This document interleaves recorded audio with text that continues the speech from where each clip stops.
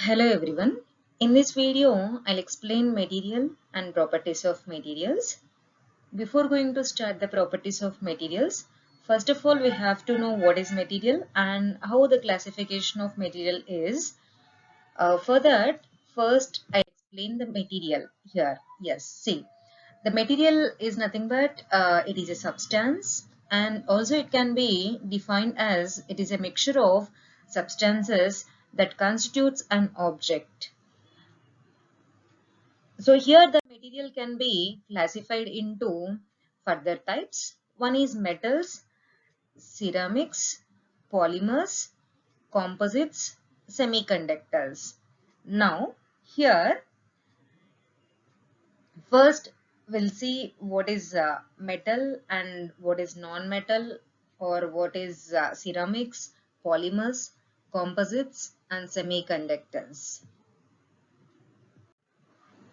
In this, the first one is metals. Here, the metals is nothing but it is able to be pressed into any shape without breaking or cracking.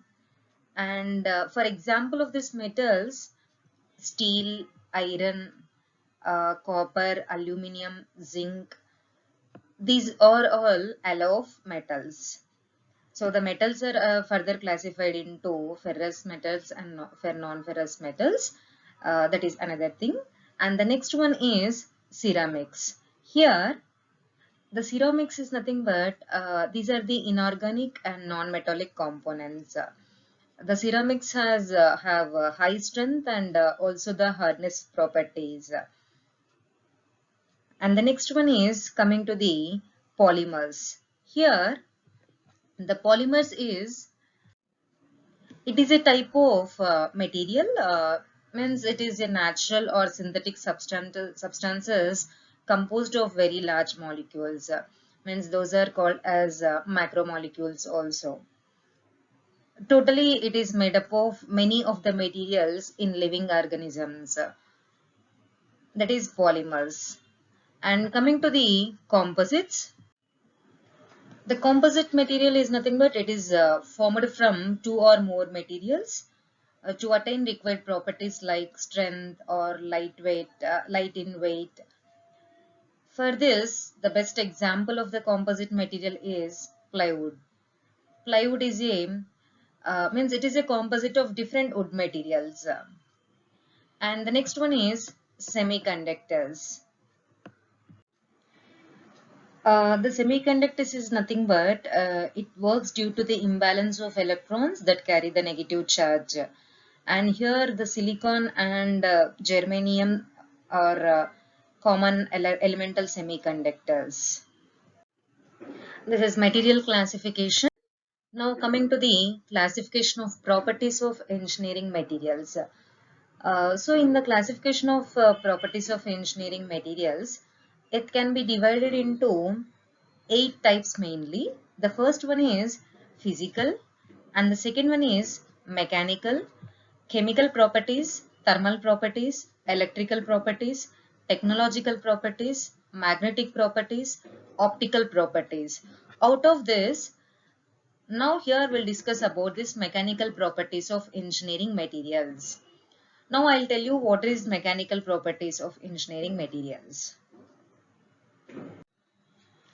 So in this properties of engineering materials, physical properties is nothing but in the physical properties you can observe the physical changes in that material. Coming to the mechanical properties, means the behavior of materials under the action of external forces, means like loads. Due to that external loads in any behavior, any changes in the behavior in the material, then that is called as mechanical properties. And coming to the chemical properties, due to the chemical action, here chemical resistivity or chemical reactivity, those are properties of under the chemical properties. And the thermal properties, it is depends upon the temperature. And the electrical properties and the technological properties, magnetic properties due to this magnetic effect, and also the optical properties. Now let us discuss about the mechanical properties of the engineering materials. So here in this you have to measure the strength and the characteristics of a material. So how to define this mechanical properties is nothing but it is based on the material behavior and also the strength. So in this mechanical properties, the first one is strength. Now let us see the strength. So here generally the strength of a material means it is able to resist the external loads. It resists the external loads. For this, if the stronger the materials have the greater load, it can withstand. It resists the deformation of load. That is nothing but strength. Next, coming to the stiffness. Here, the stiffness is nothing but it is a type of mechanical property and it resists the material to elastic deformation or deflection. See here, if the external load is acting on this beam, the deflection will be there. To resist this deflection, then the term is called as stiffness. The stiffness of a structure is many engineering applications, and here it suffers the light deformation under the load as high degree of stiffness. And coming to the next one, elasticity. Yes, here the elasticity is nothing but the material is trying to regain its original position after removing the external load. For this, the best example is a rubber band. For rubber band, if suppose the deformation will be there in the rubber band after releasing the fingers, then the rubber band will trying to regain its original position. That is elasticity. And the next one is plasticity. Here, the plasticity is nothing but it is a permanent deformation, and it takes place only after the elastic range has been exceeded. So for this, the best examples are clay, lead or glass. Those are the examples for the plasticity. Means it does not regain its original position after removing the external load. This plasticity is after the elasticity. Now the next one is ductility. In ductility, it is also a property of material here, which enables it to be drawn into wires. Duct is nothing but wire. Means in ductility, the material can be drawn into wires. For this, the best examples are here in these figures. You can see this is the aluminium and this is gold. These two are the examples of this ductility. Means it can be drawn into any shape. It can be drawn into wires. So these are the examples for ductility. And coming to the brittleness. Here the brittleness is nothing but it is a type of material property. And in this also you have to see the permanent deformation. Means the brittle material is nothing but it is easily breakable material. Easily breakable material, further the best example is glass. For this brittle materials, these materials have the high compressive strength and low in tensile strength. Now let us see this one. Here the glass will be break due to this force of action. Now coming to the malleability. Here the malleability means here it can be drawn into thin sheets or any other shapes or any other sizes. Means the for this malleability, the best example is copper, aluminum, tin, lead, gold. So many examples are there for this malleability. All the ductile materials are also the malleable material. The properties of ductile and malleability is same. And here in this figure, you can see these are the aluminum sheets, aluminum wires, and this is the tin. This is made up of this aluminum material. And now coming to the hardness. Yes, here the hardness is nothing but it is a uh, penetration or bending, means it resists the hardness, the resistance of a material to penetrate, to force penetration or bending is nothing but hardness.